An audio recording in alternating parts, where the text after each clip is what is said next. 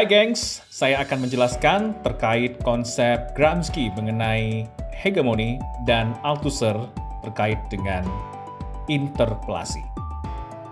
Menurut Gramsci, hegemoni adalah penguasaan yang dicapai suatu kelas atau kelompok terhadap kelas atau kelompok-kelompok lainnya melalui kesadaran, bukan paksaan. Hegemoni bukanlah merupakan dominasi dengan menggunakan kekuasaan dan kekerasan, melainkan hubungan persetujuan dengan menggunakan kepemimpinan politik dan ideologis. Persetujuan itu merupakan ungkapan intelektual di mana perasaan massa secara tetap terikat dengan kepemimpinan dan ideologi kelompok dominan.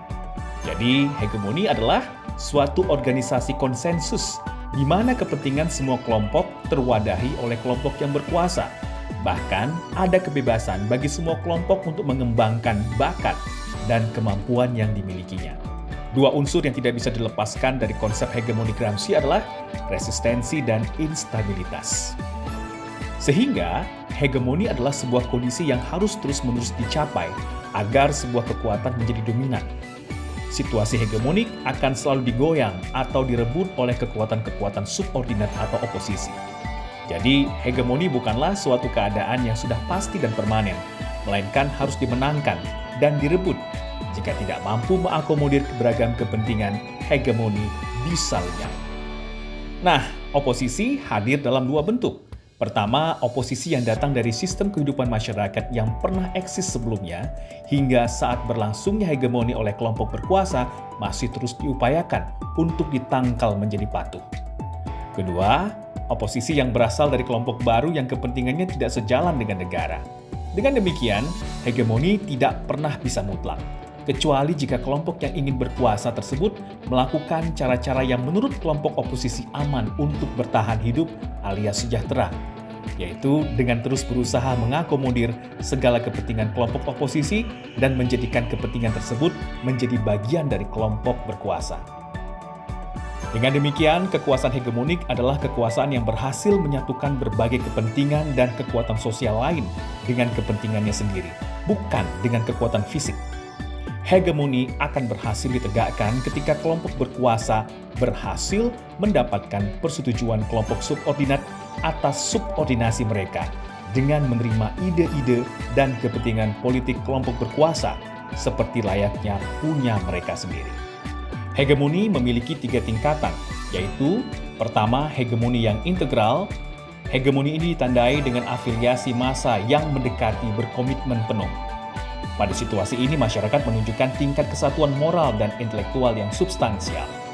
Kedua, kemunduran hegemoni, yang menunjukkan kondisi disintegrasi di mana kelompok dominan kehilangan fungsinya. Bangunan ideologis yang dominan merapuh. Massa pura-pura menyesuaikan pemikirannya dengan pemikiran kelompok dominan. Dan yang ketiga, hegemoni minimal. Tipe hegemoni ini merupakan bentuk hegemoni yang terendah. Kehadirannya berada pada kesatuan ideologi ekonomi politik dan elit-elit intelektual yang tidak menginginkan intervensi masyarakat dalam kehidupan negara. Kepentingan kelompok dominan jauh dari kepentingan kelompok subordinat. Althusser menganggap bahwa ideologi sebagai kumpulan praktik yang terus meresap pada semua kelas, tidak lagi dipaksakan oleh satu kelas pada kelas-kelas lainnya. Althusser beranggapan bahwa ideologi tidak lagi bekerja dari luar atau dipaksakan oleh kekuatan dominan, melainkan dari dalam atau dipengaruhi cara berpikir dan cara hidup masing-masing kelas. Ideologi, menurut Althusser, memiliki peran untuk membentuk subjek, bukanlah palsu seperti apa yang pernah dikatakan oleh Marx, dan terlibat dalam reproduksi formasi-formasi sosial dan relasinya pada kekuasaan. Althusser menganggap bahwa ideologi memanggil atau menginterpelasi individu-individu sebagai subjek-subjek konkret. Ideologi akan bertindak merekrut atau mengubah individu menjadi subjek. Subjek yang dimaksud Althusser bukanlah subjek yang secara otomatis menyatu padu, melainkan terfragmentasi, lalu mengambil posisi subjek plural. Subjek dianggap bebas dan memiliki pemahaman atau kesadaran akan diri serta situasi sesuai apa yang ia pahami sebelumnya dalam kadar minimal, seperti persoalan gender, ras, ataupun umur. Namun ketika interpelasi terjadi di mana ideologi dominan bekerja dengan baik, maka posisi subjek akan mengarah pada subjek yang seharusnya atau yang diinginkan, sesuai kehendak kelompok dominan. Asumsi ini berbeda dengan Marx yang menganggap individu tidak bisa berbuat apa-apa ketika terjerat dalam kesadaran palsu, dan hanya dengan merebut dominasi kaum borjuis, maka semua akan tercerahkan. Althusser menganggap individu pada dasarnya memiliki kuasa atas dirinya dalam memahami dan mengenali situasi, bahkan sebelum ia lahir. Hanya saja, pada akhirnya, subjek akan terjerat dengan sempurna pada kuasa ideologi dominan ketika kelompok dominan mampu memainkan strategi penguasaan yang jitu. Interpelasi bisa menempatkan kita dalam satu kategori ideologi yang berbeda dari posisi kita saat ini. Bisa pula sesuai. Namun, dalam upaya mendominasi ketika subjek bertindak tidak sesuai harapan atau diinterpelasi atau dianggap tidak patuh, maka caranya adalah menyusupkan nilai-nilai ideologi dominan melalui ISA atau Ideological State Apparatus, yakni institusi agama, pendidikan, keluarga, hukum politik, serikat buruh, komunikasi atau pers, dan budaya. Lalu sebagai upaya mempertahankan kekuasaan terhadap kelompok atau individu yang menentang tatanan sosial yang ada, maka diperlukan RSA atau Repressive State Apparatus, seperti kekuatan militer, polisi, penjara, dan lembaga hukum represif lainnya.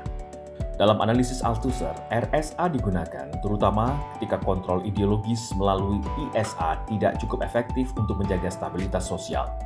Dengan kata lain, ISA dan RSA berperan penting dan saling melengkapi dalam mempertahankan dominasi ideologis dan kekuasaan kelas penguasa. Teori ideologi Althusser sebagai praktik merupakan pengembangan dari teori ideologi Marx menyangkut kesadaran palsu, namun tetap fokus pada peran ideologi dalam upaya mengukuhkan kekuasaan kelompok dominan atas minoritas lewat strategi non-koersif. Oke, jadi itu penjelasan Antonio Gramsci mengenai hegemoni dan Althusser mengenai interpelasi.